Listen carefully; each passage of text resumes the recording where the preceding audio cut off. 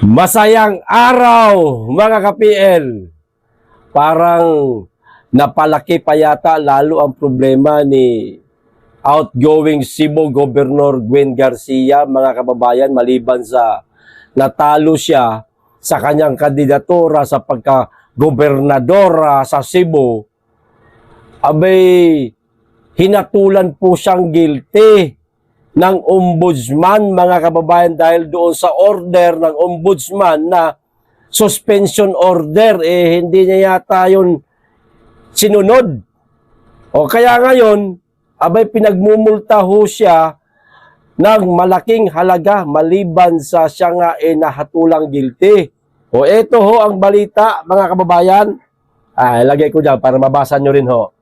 O ang sabi po, hinatulang guilty ng Office of the Ombudsman si outgoing Cebu Governor Gwen Garcia ng indirect contempt dahil sa paglabag nito sa suspension order, mga kababayan.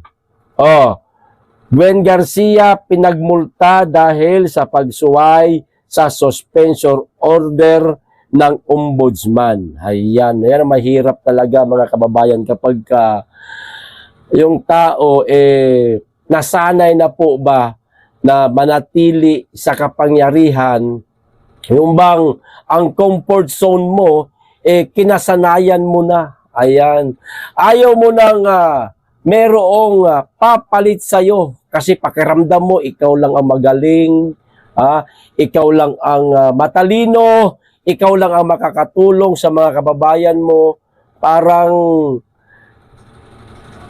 nilamon ka na ng sistema, ayan, ng iyong pinaniniwalaang sistema, mga kababayan. Kaya ito po ang kinakaharap ngayon ni outgoing Cebu Governor Gwen Garcia, no? Contempt o indirect contempt, mga kababayan, dahil sa paglabag niya nito sa suspension order nga na mula sa ombudsman. Yun. Nako, kung magkano man ang pinamumulta dito kay Gwen Garcia, imposibleng maliit na halaga lamang ho ito, mga kababayan. Malamang sa malamang, malaking halaga po itong magiging multa ni Gwen Garcia.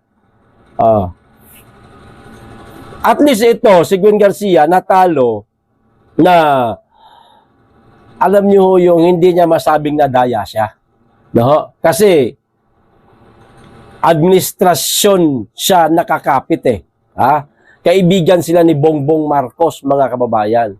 Kumbaga, ang lahat ng bumoto kay Pambari 4 ay organic.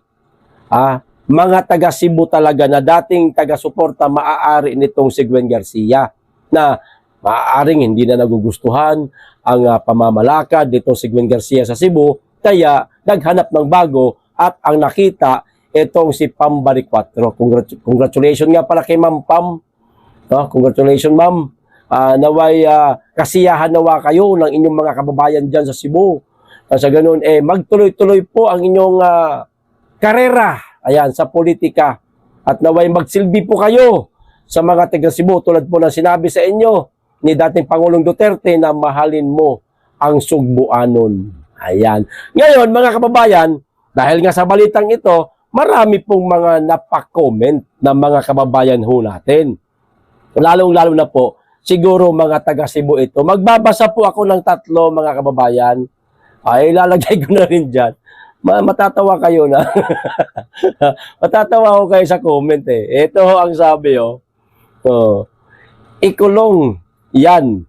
Walang kwenta yan. Bakit kaya nasabi nitong isang nag-comment, mga kababayan, na walang kwenta itong si Gwen Garcia? Maaaring taga Cebu ito. At saksi siya sa kung anuman ang mga nagagawa lang o wala nitong si Gwen Garcia. Kaya niya nasabing walang kwenta yan. Di ba?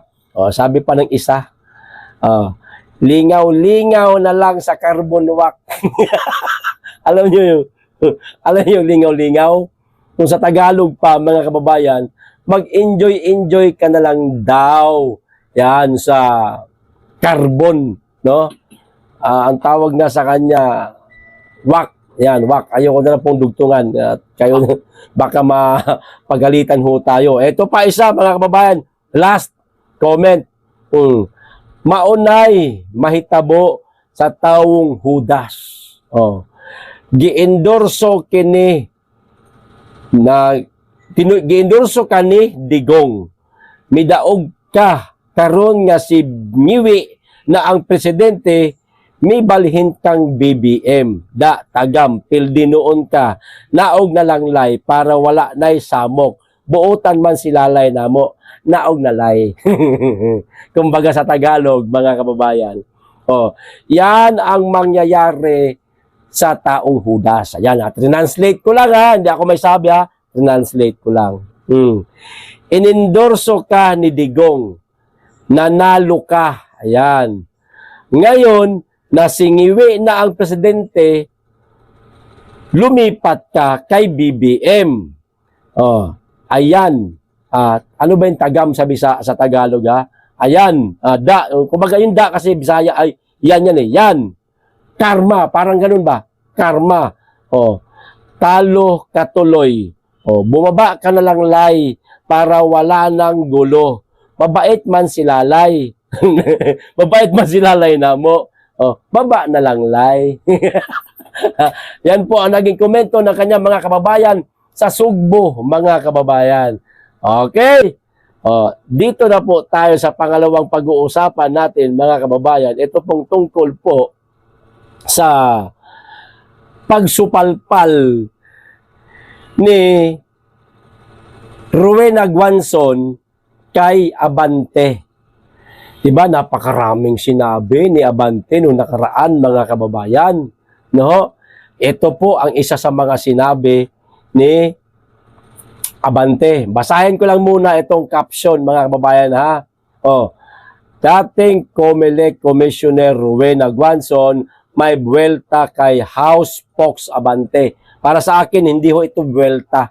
Kasi hindi naman po si Rowena Guanzon ang kinumpronta o pinagsabihan itong si Abante, kundi supalpal ito, mga kababayan.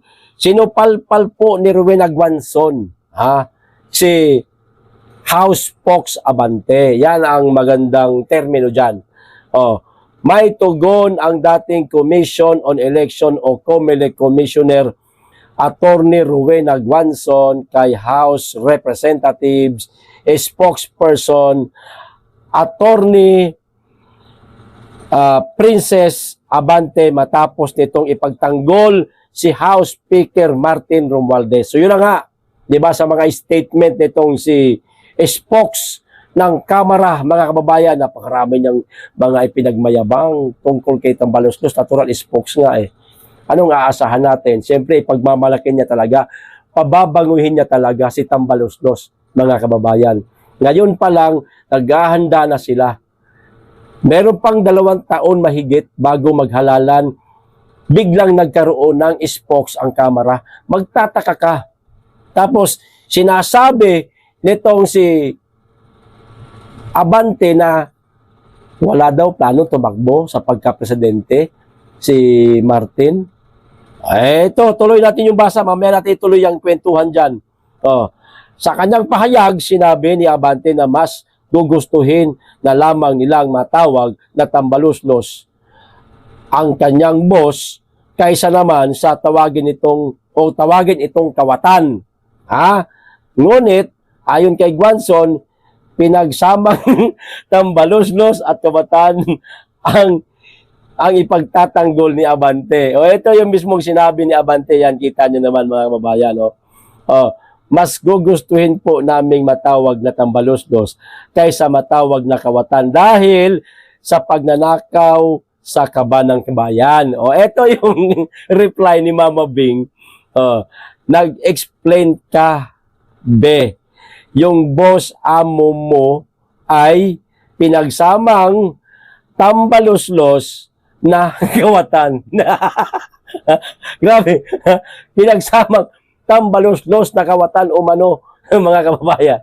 Si si Tabaluslos, ayan, wala nang iba. Ito yung video, mga kababayan. Panoorin lang natin sandali itong sinabi ni Spokes Abante nga tungkol nga dito sa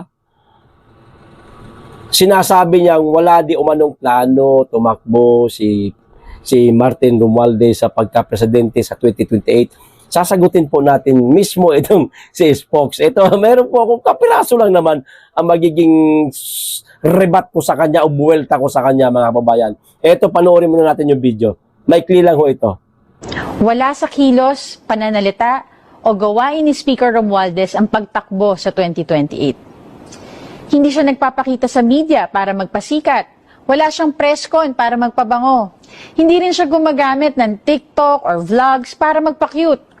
Ang inuuna niya, serbisyo, hindi sariling interes. So, ayun, mga kababayan. Ang inuuna daw ni Martin Romualdez ay pagkilos o trabaho, hindi ang pansariling interes. Okay. Maaring tama po itong si Spokes Abante, mga kababayan. Na? Kasi nga naman, hindi naman natin nakikita si Martin na mayroong sariling social media account para mag-ingay araw-araw, magparamdam, magpasikat. Wala. Meron lang yung mga yung mga imangilan-ngilan lang ng mga ayuda sa mga covered court, nandun yung mukha niya. Meron sa bigas, Martin Romualdez. Meron sa tubig, Martin Romualdez. At kung ano-ano pa na pwedeng paglagyan ng mukha at pangalan ni Martin Romualdez, naroon. Hindi yun pasikat. Trabaho lang siguro yun sa tingin nila, mga kababayan. Trabaho lang siguro yun.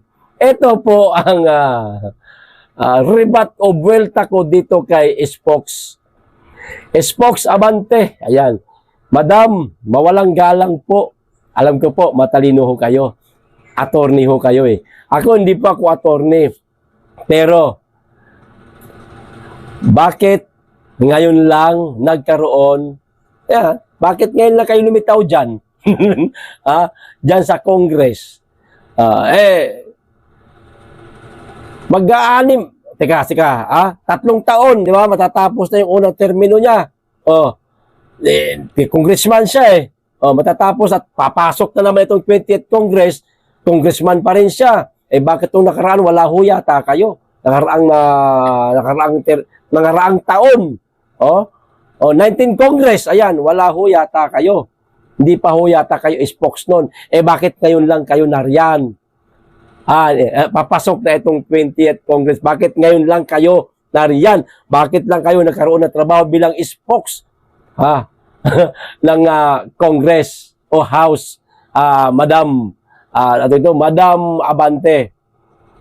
Para sa akin kasi, yung ginagawa nyo dyan, kayo ho ang magpapabango kay Martin Romualdez paghahanda para sa 2028. Lokohin nyo po, lelang nyo. Oo. Kasi hindi niya naman kayang magpabanguhin yung sarili niya. Nang siya mismo magbubuhat ng bangko niya, pabanguhin niya sarili niya. Ito mga ginagawa ko, ito ang proyekto ko. Hindi, kasi lahat ng tao hindi na ho naniniwala sa kanya. Ultimo nga rating niya, hindi niya maiangat-angat. Trust rating at saka approval rating, sad-sad na nga, kunti na lang kulang, po talagis, nasa lupa na eh. Kaya kayo nariyan ngayon, bilang Spokes ng House, kasi kayo ho ang magiging boses ni Martin Romualdez para pabanguhin yung sarili niya sa pamamagitan po ninyo. Ang tanong, kung maniniwala ba ang tao na totoo yung sinasabi ninyo? Di ho ba, madam? Parang naglulukuhan lang ho tayo eh. Sabi nyo, wala daw mga paggalaw. Parang ganun ba? Wala daw basta sa madaling salita, walang plano na tumakbong presidente sa 2028 si Martin Romualdez. Bakit tututanggol ho kayo? Bakit pinapabanguhon ninyo? Parang pinapabango nyo siya. Para nga naman maiswalat sa ating mga kababayan na kung sakasakali man sa mga susunod na linggo o buwan, itong mga sasabihin ninyo ay mabango na. Puro pabango na lang, puro pabango na lang sa amo nyo na si Martin Romualdez. Di ba gay, walang pinagkaiba yan na gumawa siya ng sarili na kanyang social media account sa ikaw mismo ang nagsasabi? Di ba? Kaya malabo nyo pong mapapaniwala ang taong bayan, madam, na wala siyang planong tumakbo sa pagka-presidente sa 2028. Nasukokote na po namin yan. Hindi nyo na po kami maiisahan at hindi namin siya iboboto. Karapatan ho namin yan na hindi namin siya iboto. Okay, so hanggang dito lang. Maraming salamat. Mag-iingat kayo lagi. At higit sa lahat, mahalin natin ang Pilipinas.